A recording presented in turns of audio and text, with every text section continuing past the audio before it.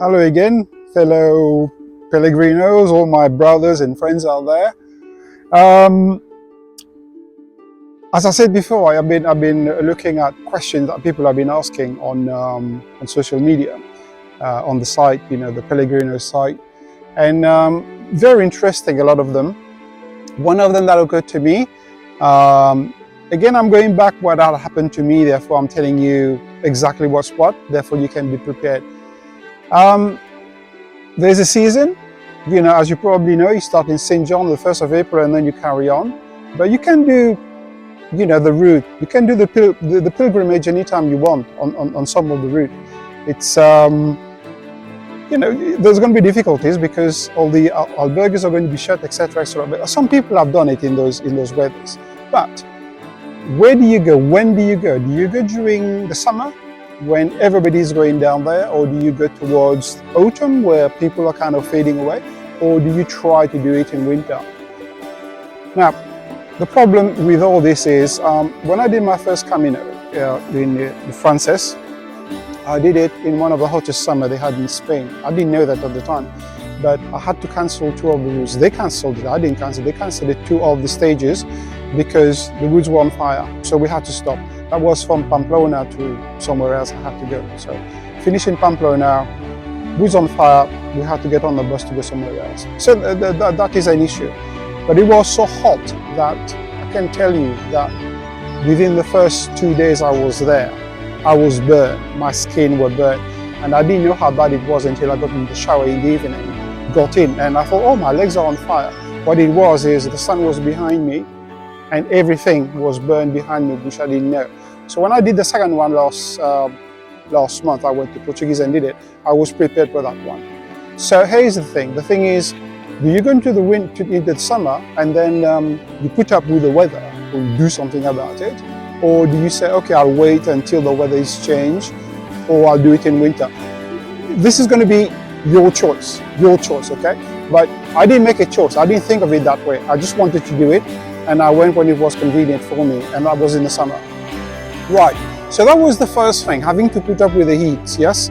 I became known as Umbrella Man because I realized this is too hot. I bought an umbrella and I carried that with me. I thought, oh my God, why didn't we think about that? Well, it was just survival instinct for me, it's hot, blah, blah, blah. I had the hat as well. And then because every day when you walk, the sun was hitting at the back. Therefore, my legs were burning. I thought, how do I get over with that? So, walking in the forest, I was going to see it, or in some roads, in France, less road, more forest, etc. Therefore, but open area, a lot of open areas. So what I did was I took my towel, wrap it around my back and let it drop. It was like a skirt, a half skirt on the other side. So that was covered and I was okay with that. But that didn't mean that I didn't suffer from the heat. The heat really got to me. Now, if you go in there totally unprepared, I'm a life coach and that was so stupid for me not to have thought about it. You need at least 2 to 3 liters of water every day to just survive because you're breathing out and you're wasting water. But if you are running or if you're walking 8 hours a day, not only do you have to replace that water, but you also, the water you use every day that is, but you also have to increase that because you are expending more water than you would. I didn't think about that at all.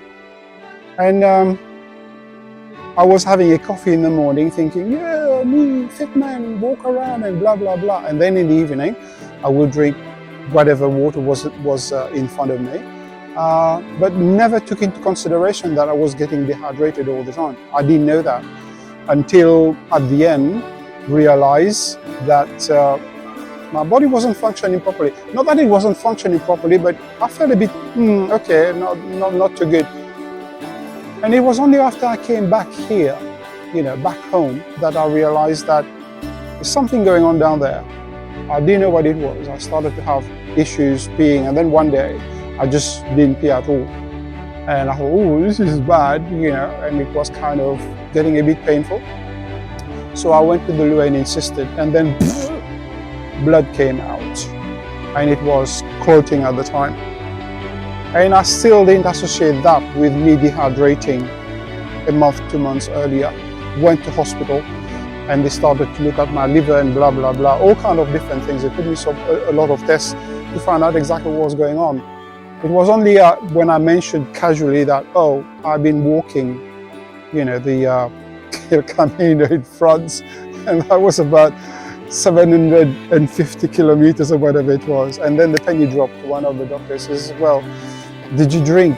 I thought, yeah, I was drinking. And then all of a sudden we come, oh my God, I wasn't drinking enough.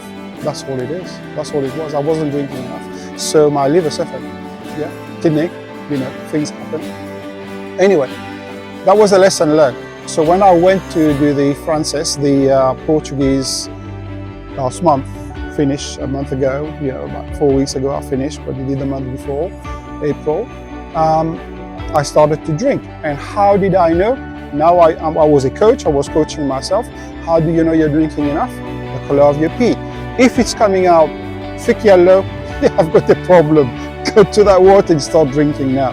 If it's getting yellowish, okay, you're getting to dehydration. What it should be pale yellow, even white. Mine is white. Don't mind telling you that, because I always drink enough to make sure, but don't drink too much so that you're washing all the minerals out of your body. I know when I'm drinking too much or I've drunk enough. So when I went down there, similar condition with the heat, I decided, okay, I need to make sure that I was drinking enough. I went up to at least 7 liters a day, okay? So when I was getting to my destination in the evening, I would check the color of my pee. It's still a little bit of yellow in there, so I'll drink another liter of water or whatever it was. It wasn't water, it was beer. Which you don't do. Don't drink beer because it's diuretic and it just come out again. But I was drinking beer and I was also drinking water as well. Okay, there's a reason why I was drinking beer and not water at the time, but that's something else that I was going to. Yeah, I'm not a drunkard, by the way, so this is it. So I managed to manage that in a proper way until I finished. But I was looking at the color of my pee every day to make sure that nothing happened to me.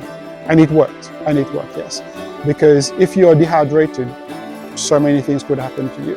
And I went through the stage from one station, wherever, I can't remember which one I was, but I was going to Santarém. Santarém is this, and there's nothing en route. Nothing for 32, 35 kilometers, not a village, no water, no nothing. And the water I brought with me wasn't sufficient. Okay? And when I was getting into Santarém, I started to wobble with my pack on my back like this, and I'm thinking, what's going on with you? And then realized that I was going to the dehydration stage. But fortunately, I was near town, so I literally threw myself in the middle of the road, showing my empty bottle to someone, and then somebody stopped and then didn't give me water, but took me into town. You know, Santarém was only about another 1.5 kilometers, but it was uphill. I wouldn't have made it. I guarantee you I would have made it because I was so dehydrated, it didn't work, okay? I'll tell you what happened, what I did.